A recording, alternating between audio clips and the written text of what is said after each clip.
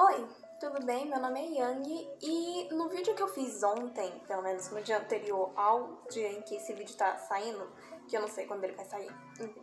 No vídeo que eu fiz ontem, eu falei sobre o casal Ban e Elaine e sobre a problemática dele e sobre o porquê de ele não ser um casal bom. E eu recebi um comentário de uma pessoa me pedindo pra fazer uma análise, né? Ou então fazer um vídeo meio que analisando também o casal Damian e Ravenna, né? Pra você que não sabe, esse casal ele aconteceu ali mais ou menos não, aconteceu ali durante a fase das animações dos Novos 52. Então foi um casal que cresceu e se desenvolveu dentro dos Novos 52 nas animações. Não sei se aconteceu nas HQs, não tenho certeza, mas nas animações eu tenho certeza que aconteceu porque eu vi todas as animações do Novos 52. Então, eu fiquei pensando sobre isso e eu até cogitei descartar essa ideia por medo de não dar um vídeo completo.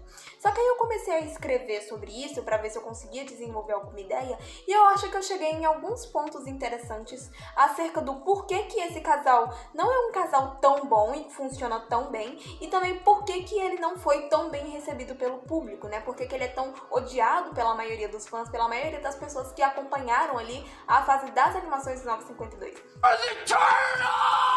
Tanto Damian quanto a Ravenna são dois personagens muito populares dentro do universo da DC. E acho que a ideia da DC de juntar eles dois foi meio que criar essa coisa de tipo, são dois personagens populares, então a gente cria um hype porque junta ali os dois fandoms, só que gerou exatamente o efeito contrário. A galera simplesmente odiou esse casal e falou mal a beça desse casal. E assim, teve uma ou duas pessoas que gostaram, que curtiram e que shippam o casal? Sim, tem, sempre existe, mas a maioria das pessoas, a maioria dos comentários sobre esse casal que aconteceu é muito negativo, de gente falando que não gostou, que não tem nada a ver, que não tem química e blá blá blá. E aí eu fui atrás de pensar e tentar descobrir, tentar desenvolver alguma ideia do porquê que isso aconteceu, porquê que esse casal não foi tão bem recebido. E o maior comentário, o maior... como é que se diz? Não sei. Quando as pessoas estão falando desse casal, né, o maior motivo que eles apresentam pra eles não gostarem desse casal é que é um casal que não tem química. Mas o que seria essa química que essas pessoas falam sobre? Bom, vamos fazer uma breve análise primeiro das duas partes, tá? O Damian, ele é filho biológico do Bruce Wayne com a Talia al Ghul. Então, ele, além de ser o herdeiro, né, ali da Bat-família, o herdeiro direto, biologicamente falando, da fortuna Wayne, né, ele também é o herdeiro da questão da Liga dos Vilões. Liga dos Vilões não, da Liga dos Assassinos ali, do Ra's al Ghul, que é a avó dele, e da Talia al Ghul, que é a mãe dele. Então, ele cresceu e viveu durante boa parte da sua infância com o seu avô e a sua mãe, onde ele foi treinado e foi desde cedo ensinado a ser um assassino. E tudo isso moldou grande parte da personalidade do Damian. Lembrando que ele já tinha uma personalidade muito forte por causa do pai dele, né? Ele tem uma personalidade até muito similar com a do pai dele, até por isso eles brigam bastante em vários momentos, por causa daquela história de dois bicudos não se beijam, sabe? E aí, quando o Damian tem ali mais ou menos os seus 8 anos de idade, a Talia finalmente apresenta ele pro pai dele, e aí ele vai viver com o pai dele, onde ele dá muito trabalho, mas aí a mãe dele tinha um plano pra ele viver pra lá, pra meio que trair o pai dele. Enfim, né, a cabeça do menino foi completamente ferrada desde a infância, né? É verdade. Por ter sido criado para ser um assassino, o Damian sempre foi muito privado das questões mais emocionais, assim. Ele não teve tanto acesso a uma relação amorosa, a uma relação carinhosa. E o Bruce, apesar de ser como ele é, ele apresenta esse mundo novo para ele, um mundo onde existe realmente uma família amorosa, carinhosa, que tá disposta a cuidar dele. Que no caso seria ali o Bruce, o Alfred e os irmãos, que são o Dick, o Tim e o Jason. E ainda tem as outras meninas, né? Tem toda a questão da Bat-família. E aí o Bruce mostra pra ele qual que é a visão de mundo dele, qual que é a visão de justiça dele. E assim, aos poucos, com a convivência que ele vai tendo com a Bat-família, ele vai quebrando meio que essa ideia de que você não pode acessar os seus sentimentos, que você tem que ser uma pessoa completamente fria pra você conseguir lidar com as coisas. Ele mantém esse traço de personalidade muito duro e muito frio, porque querendo ou não se tornou algo inerente à personalidade dele, mas ele meio que se abre um pouco mais para amizades, para família, então ele se torna uma pessoa um pouco menos rude do que ele era antes, do que como ele chegou, né? Então ali a gente vê que ele cria também uma relação muito legal com o Dick, ele é muito próximo do Dick Grayson, é o irmão favorito dele, né?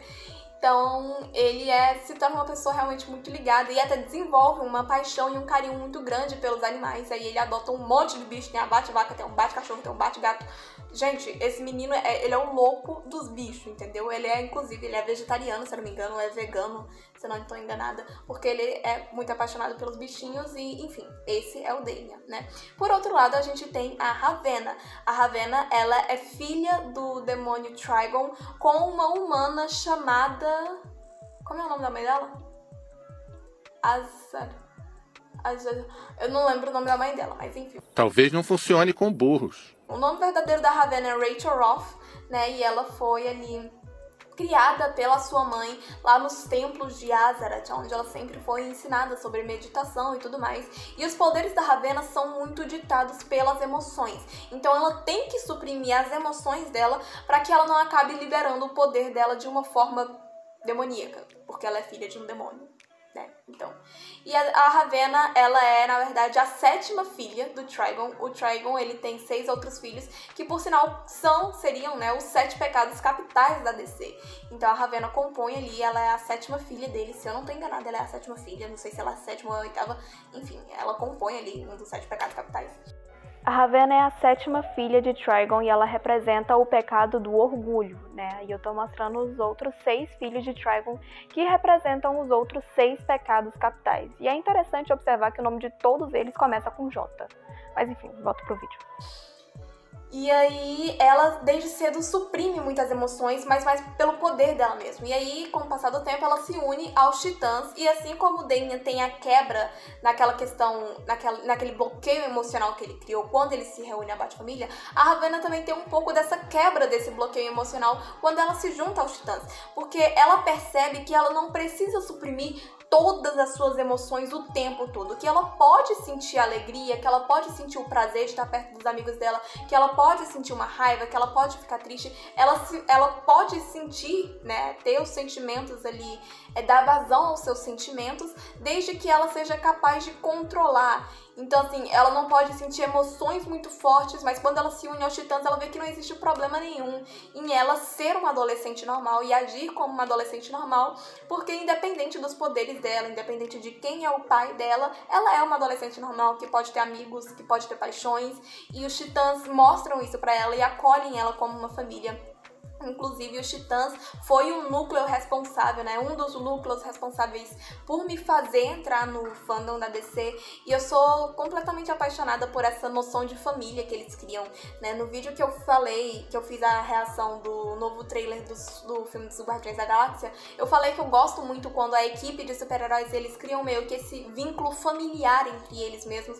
E aí cria ali uma rede de apoio um pro outro. Eu sempre acho isso uma coisa muito legal. E isso vem justamente do Jovens Titãs, que eu cresci assistindo aquela série animada de 2003. Então eu vi que eles criam mesmo ali, eles são muito amigos e eles criam mesmo esse vínculo familiar, criam essa rede de apoio um pro outro. E ali todo mundo tem as suas dores, todo mundo tem os seus medos, mas mesmo assim eles estão juntos ali, eles são amigos independente de qualquer coisa.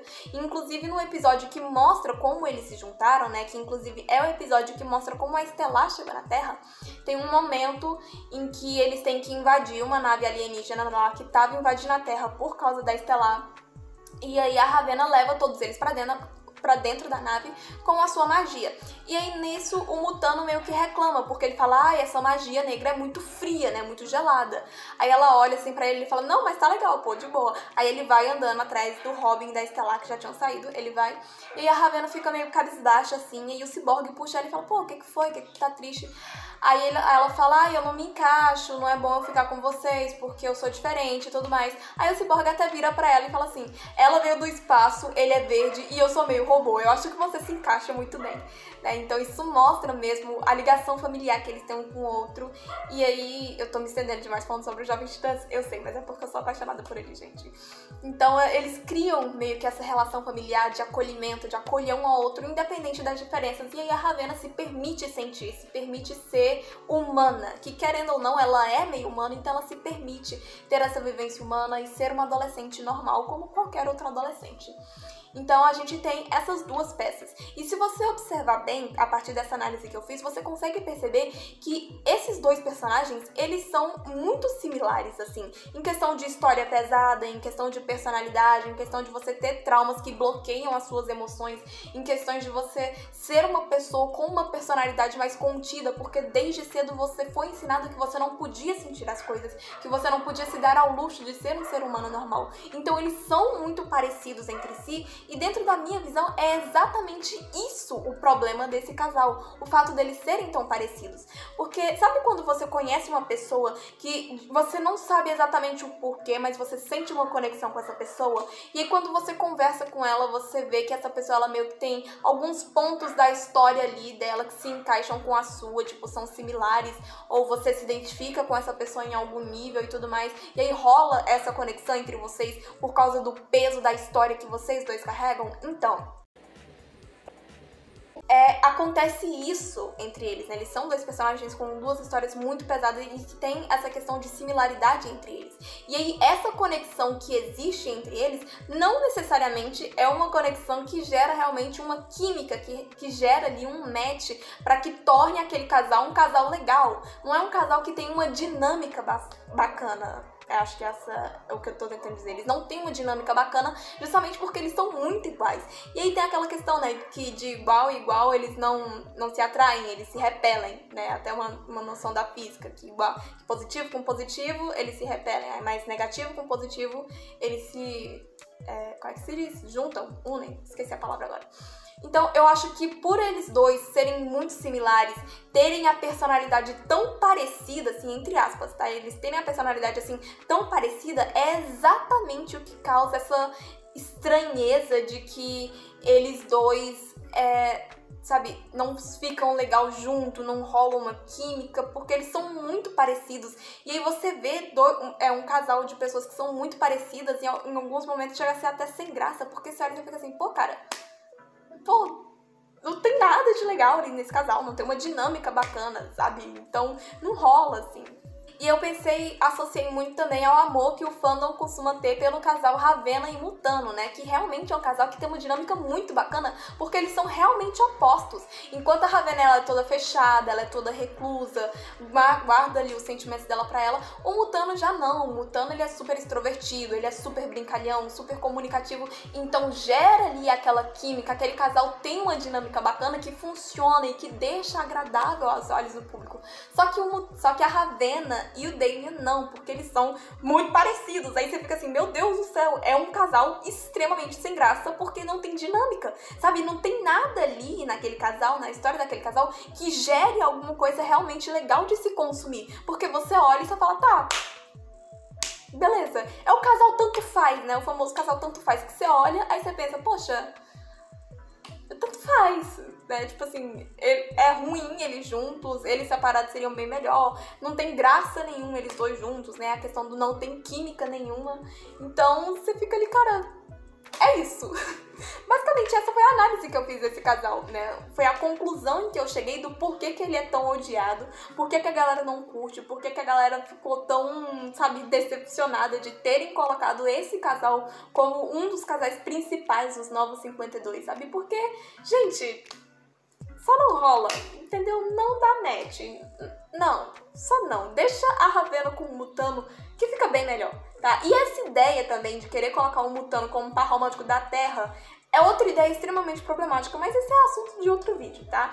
Enfim, eu gostaria de agradecer a pessoa que deixou essa sugestão nos comentários, tá? Se você estiver vendo esse vídeo, muito obrigada pela sua sugestão. Eu espero que a minha análise tenha agradado você ou esclarecido alguma coisa na sua mente, não sei. Mas, enfim, né? Não se esqueça de curtir, se inscrever e compartilhar pra me ajudar, tá? Comenta aqui também a sua opinião sobre esse canal, se você gosta, se você não gosta, se você shippa, se você não shippa. Enfim, deixa aí a sua opinião. Quem é o seu casal favorito da DC? Conta aí pra mim também. E todas as minhas redes sociais vão estar linkadas aqui na descrição. Então, meu Instagram, meu Twitter, meu perfil pro Scooby e o link pro meu TikTok. É isso, tá? Muito obrigada se você viu o vídeo até aqui. Um beijo e tchau!